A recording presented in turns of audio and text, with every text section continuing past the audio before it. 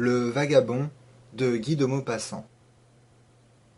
Depuis 40 jours, il marchait, cherchant partout du travail. Il avait quitté son pays Villavaret dans la Manche parce que l'ouvrage manquait. Compagnon charpentier âgé de 27 ans, bon sujet, vaillant, il était resté pendant 2 mois à la charge de sa famille, lui, fils aîné, n'ayant plus qu'à croiser ses bras vigoureux dans le chômage général. Le pain devint rare dans la maison. Les 2 sœurs allaient en journée, mais gagnaient peu. Et lui, Jacques Randel, le plus fort, ne faisait rien, parce qu'il n'avait rien à faire, et mangeait la soupe des autres. Alors il s'était informé à la mairie, et le secrétaire avait répondu qu'on trouvait à s'occuper dans le centre. Il était donc parti, muni de papiers et de certificats, avec 7 francs dans sa poche, et portant sur l'épaule, dans un mouchoir bleu attaché au bout de son bâton, une paire de souliers de rechange, une culotte et une chemise. Et il avait marché sans repos, pendant les jours et les nuits, par les interminables routes, sous le soleil et sous les pluies, sans arriver jamais à ce pays mystérieux où les ouvriers trouvent de l'ouvrage. Il s'entêta d'abord à cette idée qu'il ne devait travailler qu'à la charpente, puisqu'il était charpentier. Mais dans tous les chantiers où il se présenta, on répondit qu'on venait de congédier des hommes, faute de commandes, et il se résolut, se trouvant à bout de ressources, à accomplir toutes les besognes qu'il rencontrerait sur son chemin.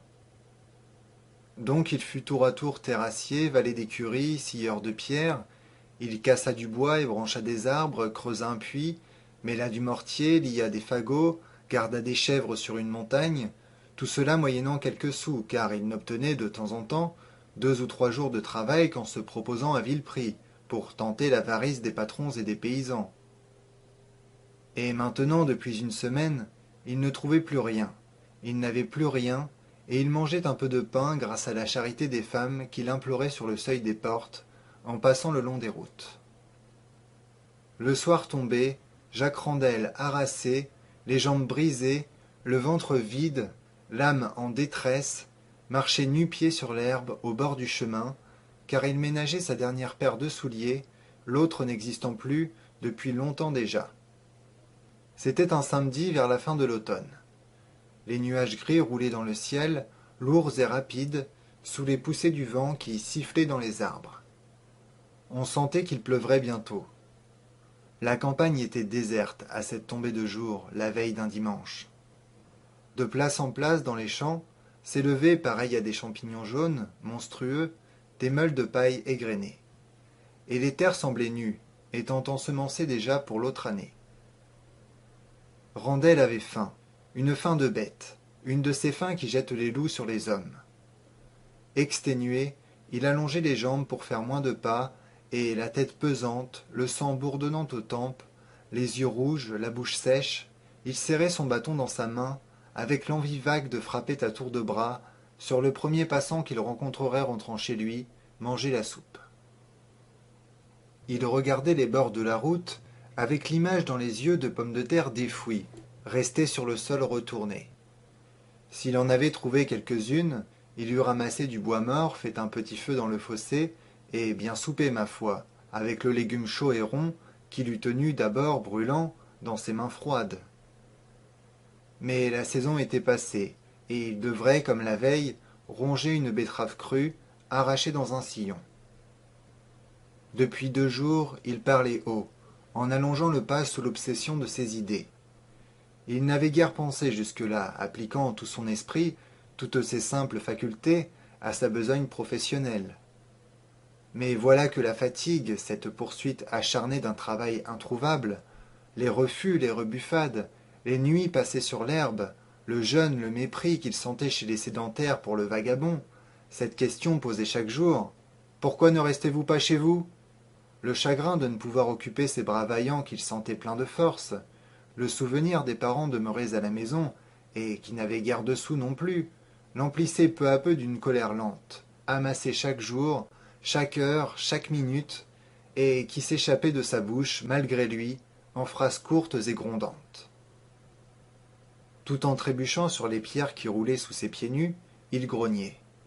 Misère, misère, tas de cochons, laissez crever de faim un homme, un charpentier, tas de cochons. Pakatsu, Pakatsu, v'là qu'il pleut. Tas de cochons. Il s'indignait de l'injustice du sort et s'en prenait aux hommes, à tous les hommes, de ce que la nature, la grande mère aveugle, est inéquitable, féroce et perfide. Il répétait les dents serrées « Tas de cochons !» en regardant la mince fumée grise qui sortait des toits à cette heure du dîner. Et sans réfléchir à cette autre injustice, humaine celle-là, qui se nomme violence et vol, il avait envie d'entrer dans une de ces demeures, d'assommer les habitants et de se mettre à table, à leur place.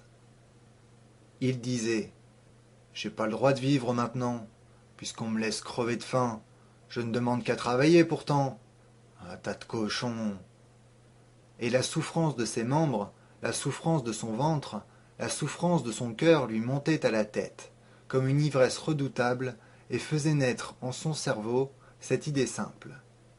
J'ai le droit de vivre puisque je respire, puisque l'air est à tout le monde. Alors donc, on n'a pas le droit de me laisser sans pain.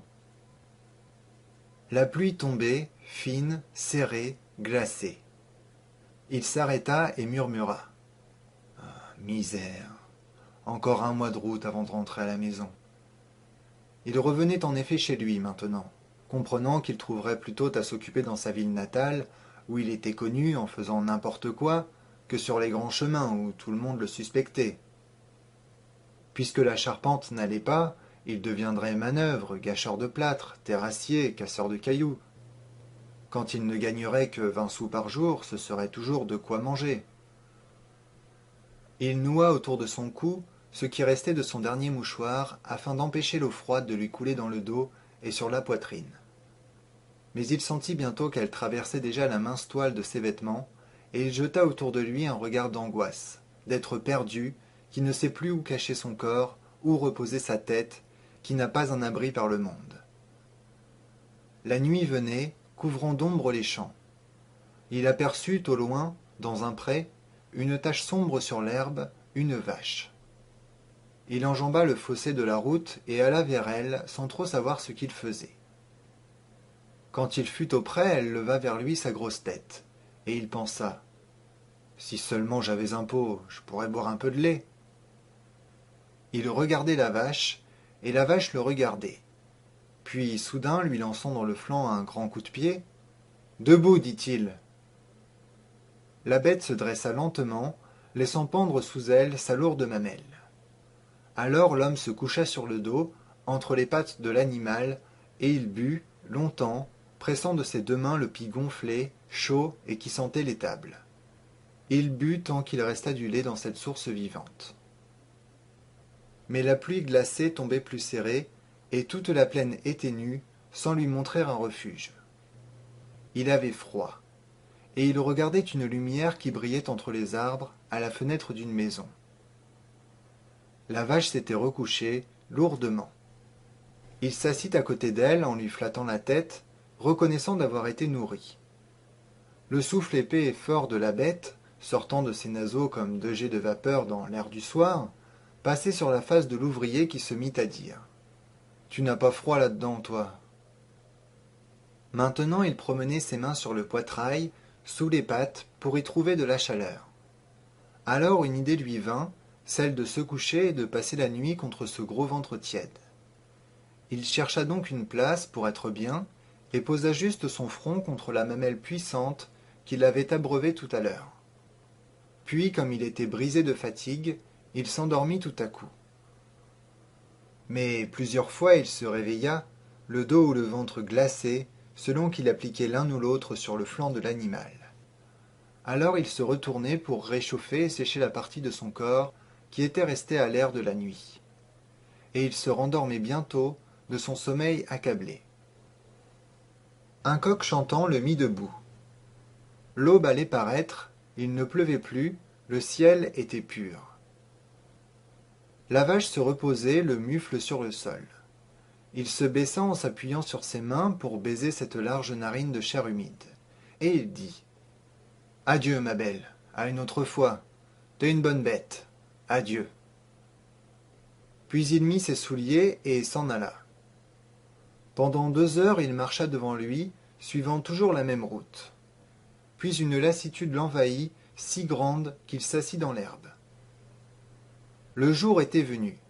Les cloches des églises sonnaient, des hommes en blouse bleue, des femmes en bonnet blanc, soit à pied, soit montés en des charrettes, commençaient à passer sur les chemins, allant au village voisin fêter le dimanche chez des amis, chez des parents. Un gros paysan parut, poussant devant lui une vingtaine de moutons inquiets et bêlants, qu'un chien rapide maintenait en troupeau. Randel se leva, salua. « Vous n'auriez pas du travail pour un ouvrier qui meurt de faim ?» dit-il. L'autre répondit en jetant au vagabond un regard méchant. « Je n'ai point de travail pour les gens que je rencontre sur les routes. » Et le charpentier retourna s'asseoir sur le fossé. Il attendit longtemps, regardant défiler devant lui les campagnards et cherchant une bonne figure, un visage compatissant, pour recommencer sa prière. Il choisit une sorte de bourgeois en redingote, dont une chaîne d'or ornait le ventre. « Je cherche du travail depuis 2 mois, dit-il. Je ne trouve rien, et je n'ai plus un sou dans ma poche. » Le demi-monsieur répliqua. « Vous auriez dû lire l'avis affiché à l'entrée du pays. La mendicité est interdite sur le territoire de la commune. Sachez que je suis le maire, et si vous ne filez pas bien vite, je vais vous faire ramasser. » Randel, que la colère gagnait, murmura. « Faites-moi ramasser si vous voulez, j'aime mieux cela.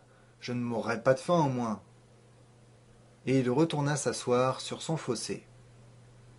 Au bout d'un quart d'heure, en effet, 2 gendarmes apparurent sur la route. Ils marchaient lentement, côte à côte, bien en vue, brillant au soleil avec leurs chapeaux cirés, leurs buffleteries jaunes et leurs boutons de métal, comme pour effrayer les malfaiteurs et les mettre en fuite de loin, de très loin.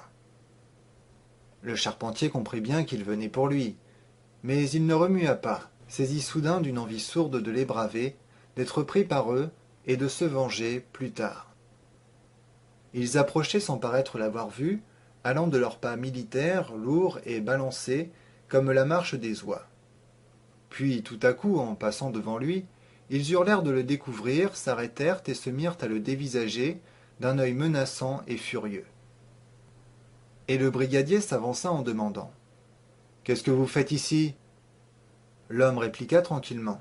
« Je me repose. »« D'où venez-vous ?»« S'il fallait vous dire tous les pays où j'ai passé, j'en aurais pour plus d'1 heure. »« Où allez-vous ?»« À Villavaret. »« Où c'est-il, ça ?»« Dans la Manche. »« C'est votre pays ?»« C'est mon pays. »« Pourquoi en êtes-vous parti ?»« Pour chercher du travail. » Le brigadier se retourna vers son gendarme et, du ton colère d'un homme que la même supercherie finit par exaspérer, « Ils disent tous ça, ces bougres-là, mais je la connais, moi. » Puis il reprit. « Vous avez des papiers ?»« Oui, j'en ai. »« Donnez-les. » Randel prit dans sa poche ses papiers, ses certificats, de pauvres papiers usés et sales qui s'en allaient en morceaux et les tendit au soldat. L'autre les épelait en ânonnant, puis constatant qu'ils étaient en règle, il les rendit avec l'air mécontent d'un homme qu'un plus malin vient de jouer. Après quelques moments de réflexion, il demanda de nouveau. « Vous avez de l'argent sur vous ?»« Non. »« Rien ?»« Rien. »« Pas un sou seulement ?»« Pas un sou seulement. »« De quoi vivez-vous alors ?»« De ce qu'on me donne. »« Vous mendiez alors ?» Randel répondit résolument. « Oui, quand je peux. » Mais le gendarme déclara. « Je vous prends en flagrant délit de vagabondage et de mendicité, sans ressources et sans profession, sur la route, et je vous enjoins de me suivre. » Le charpentier se leva. « Où ce que vous voudrez, dit-il. » Et se plaçant entre les 2 militaires avant même d'en recevoir l'ordre, il ajouta. « Allez, coffrez-moi, ça me mettra un toit sur la tête quand il pleut. » Et ils partirent vers le village dont on apercevait les tuiles, à travers des arbres dépouillés de feuilles, à 1/4 de lieue de distance. C'était l'heure de la messe quand ils traversèrent le pays. La place était pleine de monde, et 2 haies se formèrent aussitôt pour voir passer le malfaiteur qu'une troupe d'enfants excités suivait. Paysans et paysannes le regardaient, cet homme arrêté entre 2 gendarmes, avec une haine allumée dans les yeux, et une envie de lui jeter des pierres, de lui arracher la peau avec les ongles, de l'écraser sous leurs pieds. On se demandait s'il avait volé et s'il avait tué.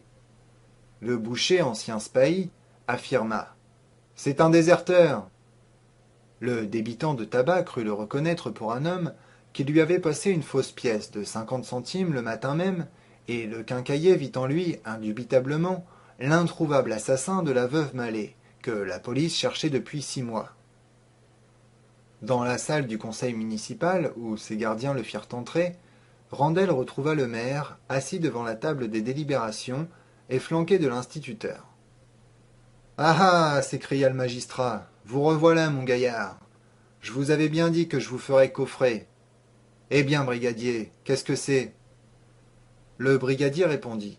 « Un vagabond sans feu ni lieu, monsieur le maire, sans ressources et sans argent sur lui, à ce qu'il affirme, arrêté en état de mendicité et de vagabondage, muni de bons certificats et de papiers bien en règle. »« Montrez-moi ces papiers, » dit le maire. Il les prit, les lut, les relut, les rendit, puis ordonna. « Fouillez-le !» On fouilla Randel. On ne trouva rien. Le maire semblait perplexe. Il demanda à l'ouvrier. « Que faisiez-vous ce matin sur la route ?»« Je cherchais de l'ouvrage. »« De l'ouvrage, sur la grande-route. Comment voulez-vous que j'en trouve si je me cache dans les bois ?» Ils se dévisageaient tous les deux avec une haine de bêtes appartenant à des races ennemies. Le magistrat reprit. « Je vais vous faire mettre en liberté, mais que je ne vous y reprenne pas. » Le charpentier répondit. « J'aime mieux que vous me gardiez, j'en ai assez de courir les chemins. » Le maire prit un air sévère. « Taisez-vous !» Puis il ordonna aux gendarmes. « Vous conduirez cet homme à 200 mètres du village, et vous le laisserez continuer son chemin. » L'ouvrier dit. « Faites-moi donner à manger au moins. » L'autre fut indigné. « Il ne manquerait plus que de vous nourrir. Ah ah ah, elle est forte celle-là !» Mais Randel reprit avec fermeté. « Si vous me laissez encore crever de faim, vous me forcerez à faire un mauvais coup. Tant pis pour vous autres, les gros. » Le maire s'était levé et il répéta. « Emmenez-le vite, parce que je finirai par me fâcher. » Les deux gendarmes saisirent donc le charpentier par les bras et l'entraînèrent. Il se laissa faire, retraversa le village, se retrouva sur la route. Et les deux hommes l'ayant conduit à 200 mètres de la borne kilométrique, le brigadier déclara. « Voilà, filez, et que je ne vous revoie point dans le pays, ou bien vous aurez de mes nouvelles. » Et Randel se mit en route sans rien répondre et sans savoir où il allait. Il marcha devant lui un quart d'heure ou 20 minutes, tellement abruti qu'il ne pensait plus à rien. Mais soudain, en passant devant une petite maison dont la fenêtre était entr'ouverte, une odeur de pot-au-feu lui entra dans la poitrine et l'arrêta net devant ce logis. Et tout à coup, la faim, une faim féroce, dévorante, affolante, le souleva, faillit le jeter comme une brute contre les murs de cette demeure. Il dit tout haut d'une voix grondante. « Ah, nom de Dieu, faut qu'on m'en donne cette fois. » Et il se mit à heurter la porte à grands coups de son bâton. Personne ne répondit. Il frappa plus fort, criant. « Hé, hé, hé! Là-dedans, les gens! Hé, ouvrez !» Rien ne remua. Alors, s'approchant de la fenêtre, il la poussa avec sa main, et l'air enfermé de la cuisine, l'air tiède plein de senteurs de bouillon chaud, de viande cuite et de choux, s'échappa vers l'air froid du dehors. D'un saut, le charpentier fut dans la pièce. 2 couverts étaient mis sur une table. Les propriétaires, partis sans doute à la messe, avaient laissé sur le feu leur dîner, le bon bouilli du dimanche avec la soupe grasse aux légumes. Un pain frais attendait sur la cheminée, entre 2 bouteilles qui semblaient pleines. Randel d'abord se jeta sur le pain, le cassa avec autant de violence que s'il eût étranglé un homme, puis il se mit à le manger voracement, par grandes bouchées vite avalées. Mais l'odeur de la viande, presque aussitôt, l'attira vers la cheminée, et, ayant ôté le couvercle du pot, il y plongea une fourchette et fit sortir un gros morceau de bœuf lié d'une ficelle. Puis il prit encore des choux, des carottes, des oignons, jusqu'à ce que son assiette fût pleine, et l'ayant posé sur la table, il s'assit devant, coupa le bouilli en 4 parts et dîna comme s'il eût été chez lui. Quand il eut dévoré le morceau presque entier, plus une quantité de légumes, Il s'aperçut qu'il avait soif, et il alla chercher une des bouteilles posées sur la cheminée. À peine vit-il le liquide en son verre qu'il reconnut de l'eau-de-vie. Tant pis, c'était chaud, cela lui mettrait du feu dans les veines. Ce serait bon, après avoir eu si froid. Et il but. Il trouva cela bon, en effet, car il en avait perdu l'habitude. Il s'en versa de nouveau un plein verre qu'il avala en 2 gorgées. Et presque aussitôt il se sentit gai, réjoui par l'alcool comme si un grand bonheur lui avait coulé dans le ventre. Il continuait à manger, moins vite, en mâchant lentement et trempant son pain dans le bouillon. Toute la peau de son corps était devenue brûlante, le front surtout, où le sang battait. Mais soudain une cloche tinta au loin. C'était la messe qui finissait. Et un instinct plutôt qu'une peur, l'instinct de prudence qui guide et rend perspicaces tous les êtres en danger, fit se dresser le charpentier qui mit dans une poche le reste du pain, dans l'autre la bouteille d'eau-de-vie, et, à pas furtifs, gagna la fenêtre et regarda la route. Elle était encore toute vide. Il sauta et se remit en marche. Mais au lieu de suivre le grand chemin, il fuit à travers champs, vers un bois qu'il apercevait. Il se sentait alerte, fort, joyeux, content de ce qu'il avait fait, et tellement souple qu'il sautait les clôtures des champs, à pieds joints, d'un seul bond. Dès qu'il fut sous les arbres, il tira de nouveau la bouteille de sa poche, et se remit à boire par grandes lampées, tout en marchant. Alors ses idées se brouillèrent, ses yeux devinrent troublés, ses jambes élastiques comme des ressorts. Il chantait la vieille chanson populaire. Ah, qu'il fait donc bon, qu'il fait donc bon, cueillir la fraise. Il marchait maintenant sur une mousse épaisse, humide et fraîche, et ce tapis doux sous les pieds lui donna des envies folles de faire la culbute, comme un enfant. Il prit son élan, cabriola, se releva, recommença. Et entre chaque pirouette, il se remettait à chanter. Ah, qu'il fait donc bon, qu'il fait donc bon, cueillir la fraise. Tout à coup il se trouva au bord d'un chemin creux, et il aperçut dans le fond une grande fille, une servante qui rentrait au village, portant aux mains 2 seaux de lait, écartés d'elle par un cercle de barriques. Il la guettait, penché, les yeux allumés comme ceux d'un chien qui voit une caille. Elle le découvrit, leva la tête, se mit à rire et lui cria. C'est-il vous qui chantiez comme ça? Il ne répondit point et sauta dans le ravin, bien que le talus fût haut de 6 pieds au moins. Elle dit, le voyant soudain debout devant elle, « Cristi, vous m'avez fait peur !» Mais il ne l'entendait pas. Il était ivre, il était fou, soulevé par une autre rage plus dévorante que la faim, enfiévré par l'alcool, par l'irrésistible furie d'un homme qui manque de tout depuis 2 mois et qui est gris, et qui est jeune, ardent, brûlé par tous les appétits que la nature a semés dans la chair vigoureuse des mâles.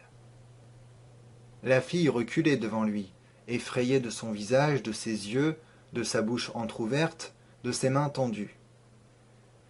Il la saisit par les épaules et, sans dire un mot, la culbuta sur le chemin.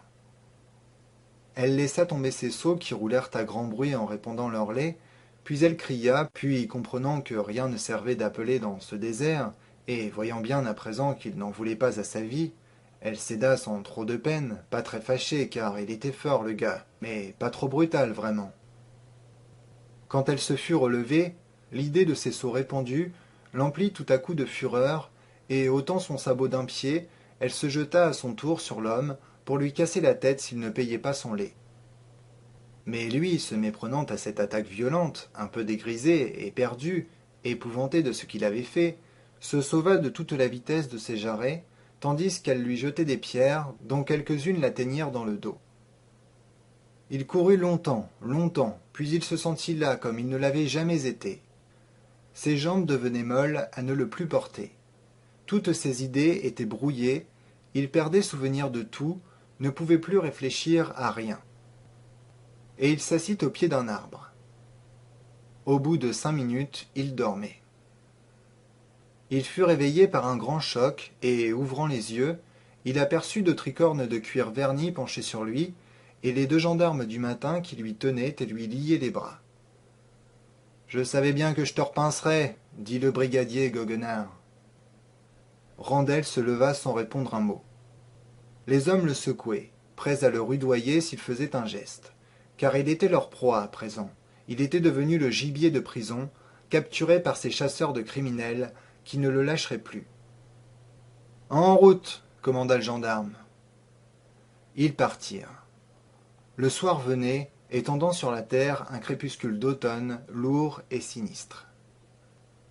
Au bout d'une demi-heure, ils atteignirent le village. Toutes les portes étaient ouvertes, car on savait les événements. Paysans et paysannes soulevés de colère, comme si chacun eût été volé, comme si chacune eût été violée, voulaient voir rentrer le misérable pour lui jeter des injures. Ce fut une huée qui commença à la première maison, pour finir à la mairie, où le maire attendait aussi, venger lui-même de ce vagabond. Dès qu'il l'aperçut, il cria de loin. « Ah, mon gaillard, nous y sommes !» Et il se frottait les mains, content comme il l'était rarement. Il reprit. « je l'avais dit, rien qu'en le voyant sur la route. » Puis, avec un redoublement de joie. « Ah, gredin, ah, sale gredin, tu tiens tes 20 ans, mon gaillard.